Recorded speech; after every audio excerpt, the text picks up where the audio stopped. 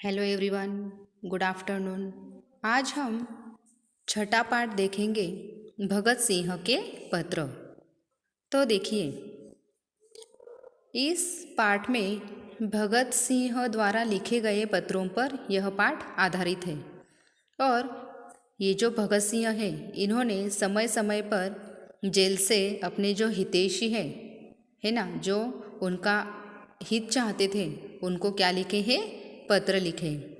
इन पत्रों में उनकी देशभक्ति, त्याग की भावना और स्वदेश के लिए सर्वस्व अर्पित करने की दृढ़ भावना का परिचय दिया है।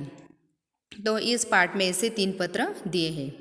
तो आपको तो पता है कि भगत सिंह ने अपने देश को स्वतंत्र करने के लिए अपने प्राणों का बलिदान, यानी उनको फांसी दी गई थी, आपको तो पता है। तो देखिए, तो उनको जब जेल हुई थी तो उन्होंने कुछ पत्र लिखे थे और उनके पत्रों द्वारा देशभक्ति और त्याग की भावना का यहाँ पर परिचय दिया है। देखिए, पहला पत्र हम देखेंगे। तो पिता द्वारा विवाह तय किए जाने की सूचना मिलने पर भगत सिंह द्वारा भेजा गया पत्र। जब उनका विवाह तय किया गया, तो जब उनको सूचना मिली कि उनका विवाह तय किया जा रहा है, तो भगत सिंह ने अपने पिताजी को पत्र लिखा है। देखिए, पूज्य पिताजी, आपका पत्र पढ़कर बड़ा दुख व आश्चर्य हुआ। जब आप जैसे तपे हुए देशभक्त और धीर पुरुष भी छोटी छोटी बातों से विचलित हो सकते हैं, तो साधारण मनुष्यों की तो बात ही क्या है। यानी जब भगत सिंह पत्र मिलने के बाद क्या करते हैं? पत्र पढ़ते हैं और उसका जवाब देने के लिए पत्र में क्या लिखते हैं कि मैंने आपका पत्र पढ़ा और पत्र पढ़ने के बाद मुझे बहुत दुख हुआ और आश्चर्य भी हुआ कि मैं कैसा हूँ, एक तपता हुआ देशभक्त हूँ और धीर पुरुष हूँ, और छोटी छोटी बातों से मैं क्या नहीं होता? विचलित नहीं होता। मैं तो साधारण मनुष्यों की तो बात ही क्या है ना। तो मैं जानता हूँ कि मेरे यहाँ रहने से मुझे विवाह करने के लिए तरह तरह से विवश किया जाएगा, इसलिए मैं इस स्थान को छोड़कर कहीं अन्यत्र जा रहा हूँ, है ना। यानी जब मैं आऊँगा तो आने के बाद मुझे विवाह करने के लिए आप सब लोग क्या करेंगे? मुझे बहुत विवश करेंगे। तो इसलिए मैं यहाँ से यह स्थान छोड़कर यहाँ से अन्यत्र यानी दूसरी जगह जा रहा हूँ, है ना। ऐसा क्या करते हैं? भगत सिंह पत्र में लिखते हैं। आपके आशीर्वाद से एफ ए पास कर चुका हूँ। मैं आशा करता हूँ कि आपके आशीर्वाद और भगवान की कृपा से मुझे सफलता प्राप्त होगी। मैंने एफ ए की परीक्षा पास की है और आशा करता हूँ कि आपके आशीर्वाद और भगवान की कृपा से इस परीक्षा में मुझे सफलता मिलेंगी। साथ ही आपकी आज्ञा न मानने का मुझे अत्यंत दुख हुआ है। यानी जब उनका विवाह तय करने की सूचना उन्हें मिली, भगत सिंह को, तो उनको क्या हुआ था? बहुत दुख हुआ और आश्चर्य हुआ था, मगर वो अपने पिताजी की बात नहीं मान रहे थे, इसलिए उनको बहुत दुख भी हुआ था किंतु वह अपने पिताजी को बता रहे कि मैं विवाह का बंधन मेरे सारे कार्यक्रम को नष्ट कर देगा, और जब मैं विवाह कर दूंगा तो सांसारिक कामों में क्या हो जाऊंगा? मैं व्यस्त हो जाऊंगा, और ये जो स्वतंत्रता के, अपने देशभक्ति के ये जो कार्य है, मुझसे क्या हो जाएंगे? नष्ट हो जाएंगे। इसलिए मैं क्या हूँ? विवश हूँ, और मैं आशा करता हूँ कि आप मेरी इस धृष्टता को क्षमा कर देंगे। धृष्टता यानी क्या? मेरी अशिष्टता, यानी मैंने आपकी जो यह बात नहीं मानी है, इसके लिए आप क्या करो? मुझे क्षमा कर दोगे। आपका पुत्र भगत सिंह, यह क्या है? भगत सिंह का पहला पुत्र है। जब उनका विवाह तय किया था और तय करने के बाद जब उनको सूचना मिली भगत सिंह को, तो उनका प्रत्युत्तर देने के लिए भगत सिंह यह पत्र लिखते हैं। अभी हम देखेंगे भगत सिंह का दूसरा पत्र। देखो, दूसरा पत्र किस पर आधारित है कि अपना जो सहयोगी है बटुकेश्वर दत्त को जेल से लिखा गया पत्र, यानी अपना जो सहयोगी है, अपना जो मित्र है बटुकेश्वर दत्त, उसको जेल से पत्र लिखा गया था। देखिए, प्रिय भाई, तो ये कहाँ पर था? कहाँ से लिखा गया था? सेंट्रल जेल लाहौर से। नवंबर 1930 में, इस ईयर में। तो प्रिय भाई, मुझे आज सज़ा सुना दी गई है और फांसी का हुक्म हुआ है। तो देखिए ये पत्र में क्या लिखते हैं कि अपने सहयोगी को पत्र लिखते हैं और पत्र में क्या लिखते हैं कि आज मुझे सज़ा सुनाई दी गई है और फांसी का हुक्म भी हुआ है, क्योंकि आपको मैंने अभी बताया कि उनको फांसी की सज़ा हुई थी।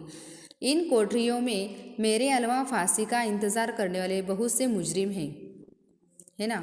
और वो अपने दोस्त को पत्र में क्या लिखते हैं कि ये जो काल कोठरी है, इस कोठरी में बहुत सारे क्या है, दोषी भी है। वो क्या कर रहे हैं, फांसी का इंतज़ार कर रहे थे, क्योंकि पहले के ज़माने में क्या थे, अंग्रेज़ क्या करते थे, जब कोई भी स्वतंत्र सैनिक उनको दिखता था तो उनको क्या करते थे, सज़ा देते थे।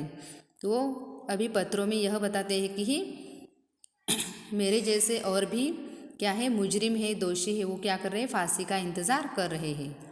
ये लोग यही प्रार्थनाएं कर रहे हैं कि किसी तरह ये फांसी से बच जाए, है ना। और वो क्या कर रहे हैं, प्रार्थना कर रहे हैं कि हम फांसी से बच जाएं। लेकिन उनमें से शायद मैं अकेला ऐसा आदमी हूँ जो बड़ी बेसब्री से उस दिन का इंतज़ार कर रहा हूँ। ये जो बाकी के जो मुजरिम हैं वो क्या कर रहे हैं, अपने फांसी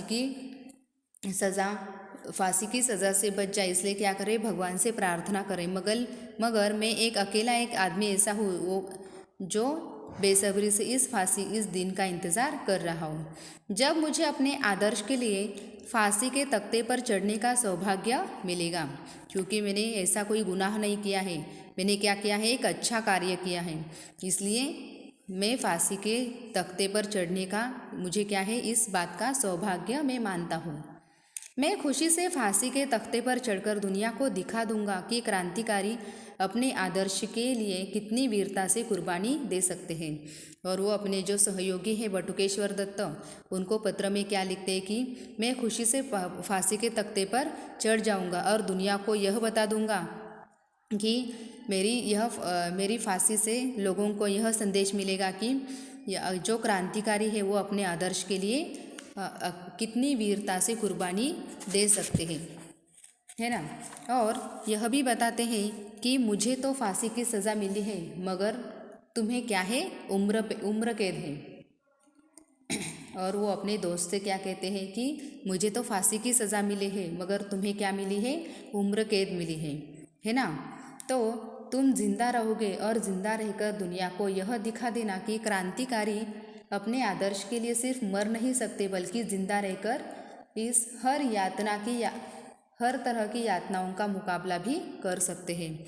और अपना जो सहयोगी है उनको बताते हैं कि मैं तो फांसी के तख्ते पर चढ़कर क्या हो जाऊंगा, वीर हो जाऊंगा, मगर तुम्हें तो उम्र कैद हुई है, तुम जिंदा रहकर क्या कर सकते हो, जिंदा रहकर इस दुनिया को दिखा देना कि हम क्रांतिकारी आदर्श के लिए सिर्फ मर ही नहीं सकते और जिंदा रहकर भी क्या कर सकते हैं, इन यातनाओं का मुकाबला कर सकते हैं। मौत सांसारिक बातों से छुटकारा पाने का साधन नहीं बननी चाहिए, बल्कि जो क्रांतिकारी संयोगवश फांसी के फंदे से बच गए हैं उन्हें जिंदा रहकर क्या करना चाहिए, दुनिया को यह दिखा देना चाहिए कि अपने आदर्शों के लिए फांसी पर चढ़ सकते हैं, बल्कि जेलों की अंधेरी कोठरी में घुट घुट कर हर दर्जे के अत्याचारों को भी वो सहन कर सकते हैं। तुम्हारा भगत सिंह। इस पत्र द्वारा ये जो भगत सिंह है अपने दोस्त, अपना सहयोगी है बटुकेश्वर दत्त, उनको क्या करते हैं, बताते कि मैं तो फांसी के तख्ते पर चढ़ जाऊंगा, मगर तुम्हें जिंदा रहकर दुनिया को यह बता देना है कि हम जेल की काल कोठरियों में भी क्या कर सकते, इन अत्याचारों को भी सहन कर सकते और देश को स्वतंत्र करने में अपना सहयोग दे सकते हैं। ये हो गया दूसरा पत्र। अभी हम देखेंगे तीसरा पत्र, जो भगत सिंह ने बलिदान के एक दिन पहले अपने जो कैदी साथी है, यानी जब वो जेल में थे तो उनके जो कैदी साथी है उन्होंने क्या लिखा था, पत्र लिखा था। देखिए कब की घटना है, 22 मार्च 1931। तो अपने साथियों को क्या लिखते हैं, साथियों स्वाभाविक है कि जीने की इच्छा मुझ में भी होनी चाहिए। वो अपने साथियों को, अपने कैदी साथियों को क्या बोलते हैं कि जीने की इच्छा तो मुझ में भी होनी चाहिए, मैं इसे छिपाना नहीं चाहता। और जीने की इच्छा सब में होती है ना, और मुझ में भी होनी चाहिए, मगर मैं यह नहीं छिपाना चाहता। लेकिन मैं एक शर्त पर जिंदा रह सकता हूँ कि मैं कैद या पाबंद होकर नहीं जीना नहीं चाहता, है ना।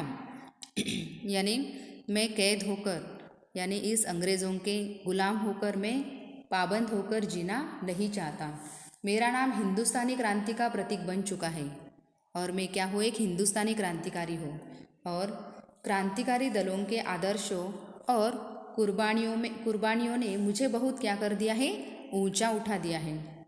इतना ऊंचा कि जीवित रहने की स्थिति में इससे ऊंचा हरगिज नहीं हो सकता, क्योंकि उनकी क्या है, इस देश को आदर्श और कुर्बानियों ने उन्हें क्या कर दिया है, ऊंचा उठा दिया है। इतना ऊंचा कि जीवित रहने की जो उनकी इच्छा है, इस स्थिति से ऊंचा हरगिज वो नहीं हो सकता।